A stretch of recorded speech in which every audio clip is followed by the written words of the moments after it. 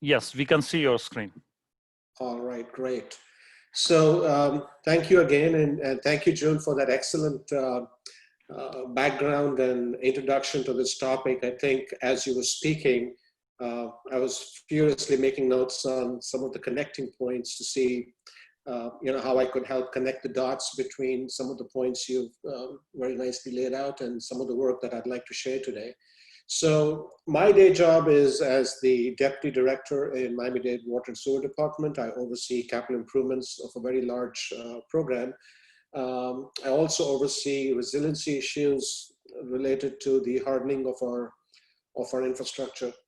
And over the last 3 or 4 years, since 4 years I've been with Miami-Dade, this has been a burning issue for utilities nationally, whether you call it workforce development or you call it an aging, retiring workforce or succession plans.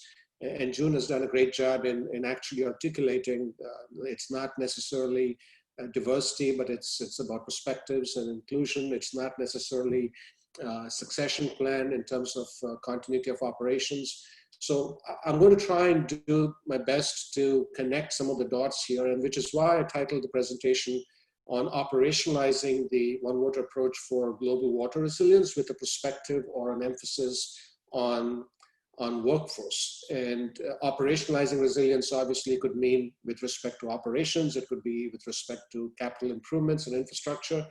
Since today's topic is on workforce, I've kind of given it that dimension to say, how do you operationalize all of these things? How do you actually engage in succession planning? And some of the challenges that June has thrown out in her conversation. So it all starts from a standpoint of resiliency. What is resiliency? And that was one of the 3, I think, pillars she was talking about. And we all know that there are so many definitions to the word resiliency. And there's one from the US EPA, I won't read them out. There's one by the US government. There's one by the 100 Resilient Cities when it was in action. There's also one in Japanese, which is very simple and straight. But the one I like the most is the one that talks about resiliency in the context of shocks and stresses.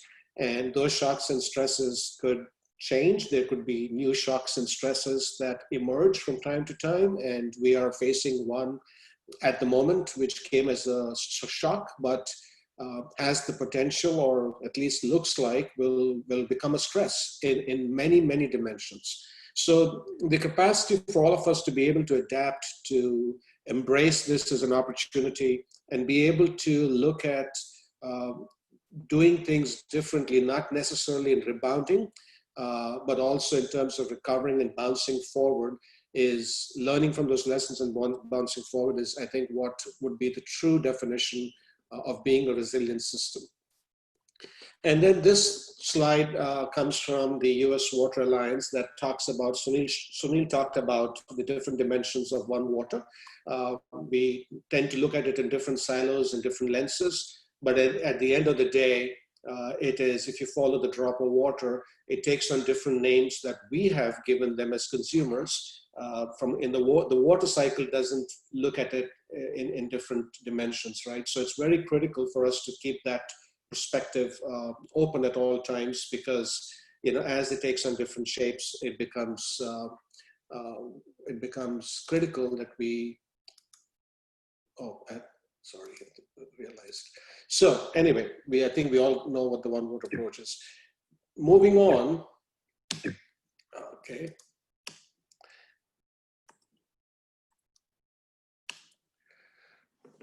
In the context of workforce, again, operationalizing One Water is for water professionals, regardless of the size of utilities. We have a lot of effort that is happening at various levels in the industry, whether it comes from innovation or technological solutions from our industry or from our academic institutions in form of research and development, or from an international perspective, some of the work that was done by the Rockefeller Foundation and the 100 Resilient Cities. I was fortunate to have participated in some of those forums, and as time passed by, it became critical that when it comes down to an organizational level, we have 2,600 employees in Miami-Dade County. There are some larger than us and there are some smaller than us. What became very important is the knowledge base or the information conversations that were happening, whether it was at local or regional or national levels, was really not getting operationalized in terms of adoption, in terms of accelerating or advancing that conversation, so that there could be when different departments or divisions within the utilities sit together, there's continuity of conversations. It's not like there's pockets of excellence on a specific topic that some of us are way advanced in our knowledge and understanding, well, the others really are not because they don't want to, but because we have probably not developed or made available an ecosystem that they could connect to and somehow accelerate that learning curve, either actively or passively or through some sort of mentorship within the organization.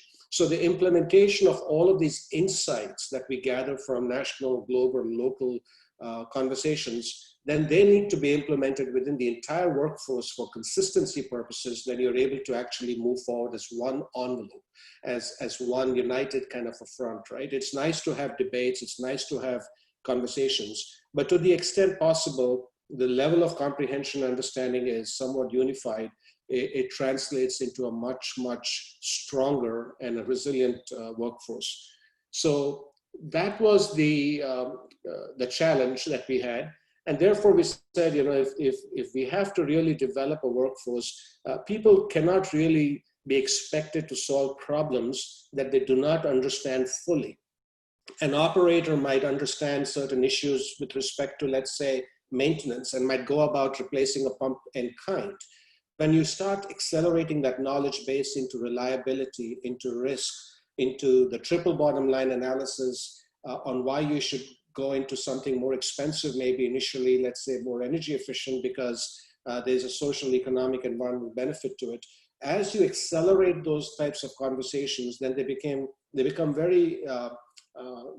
commonplace conversation within the organization. So our job as utility leaders, no matter where you're in the organization, I think is to make sure that we granularly understand those conversations, and then also do our part in making sure that the folks who are connected to us in our peer-to-peer network understand it. And if they don't, then we take the time, or there are means and tools and methods available for us to engage in that process.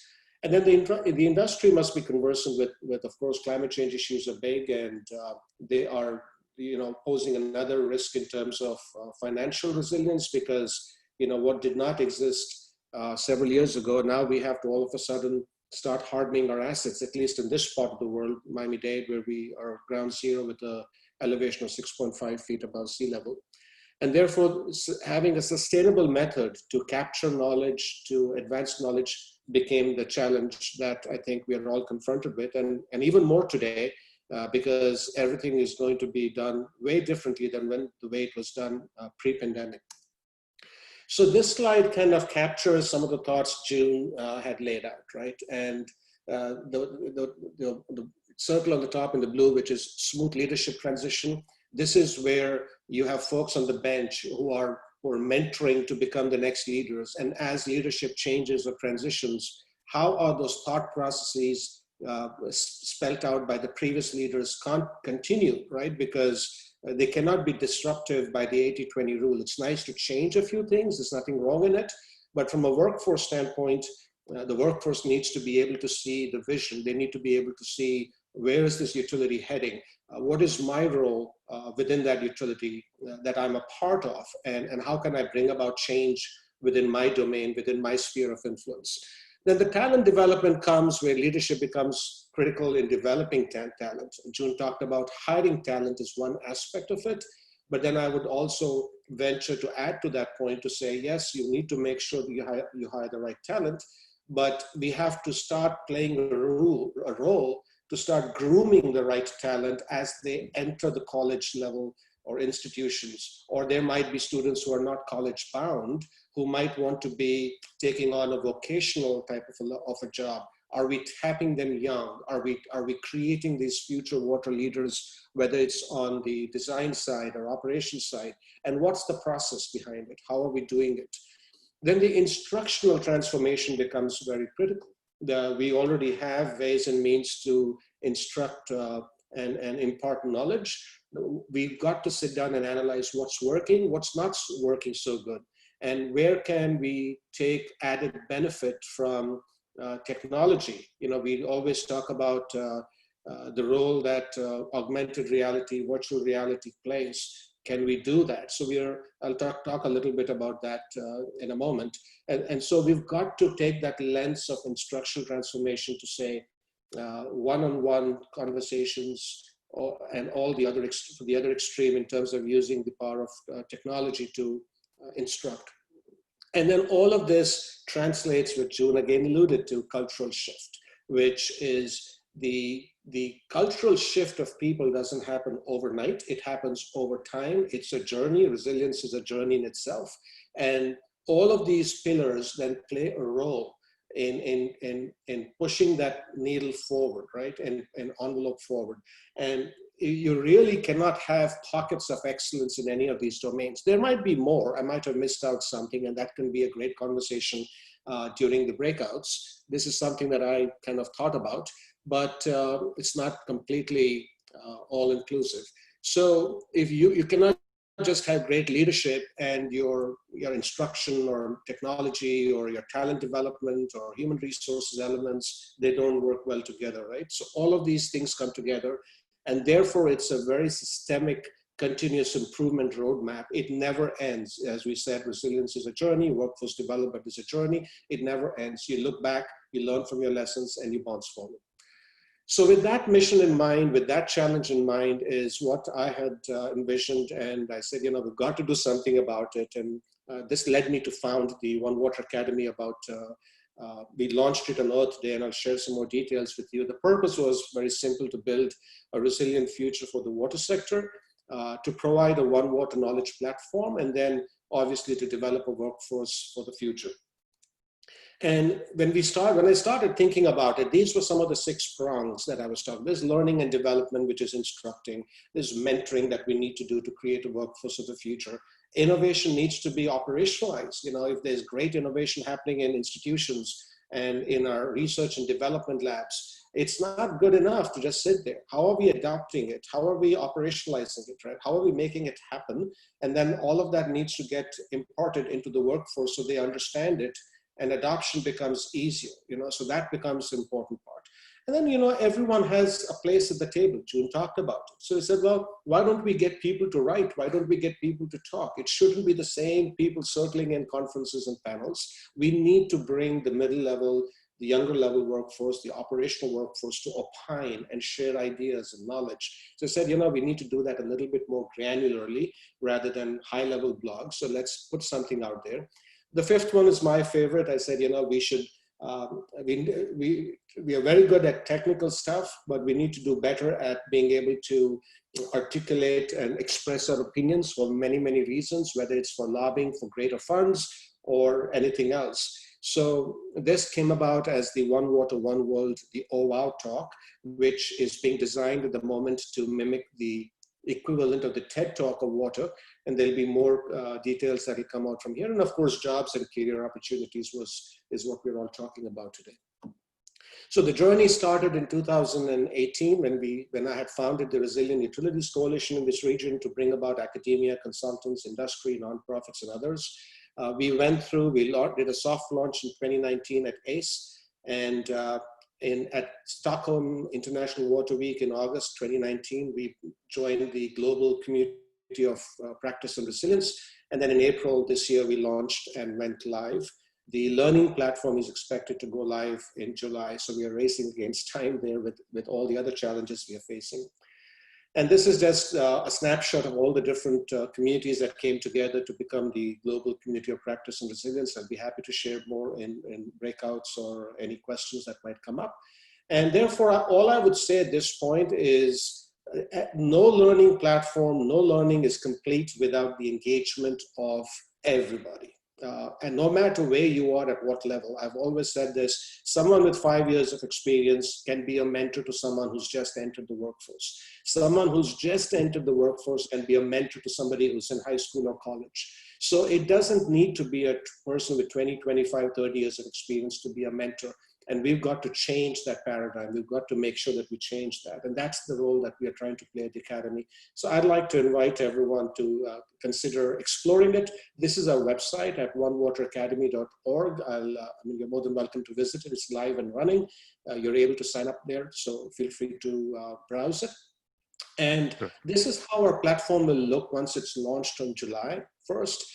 We call it the One Water Exchange platform, which is the knowledge exchange platform. There will be some sort of a subscription fee because there's licenses there. We haven't yet priced it out.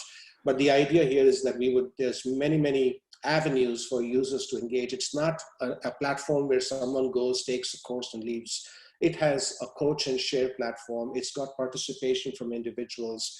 It's got some AI built into it, so you're able to take and create learning plans, a lot more features, which can be a conversation of its own. And I'm hoping that we'll do some sort of a small talk to explore, to showcase the features. Could you please wrap it up? Yes.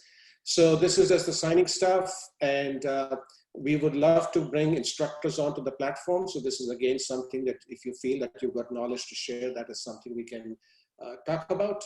And different ways to communicate with us on social media is something that is already in place. And I think that's the end. Great. Thank you. Thanks, Hardeep. Yeah, thanks a lot for the great presentation. We both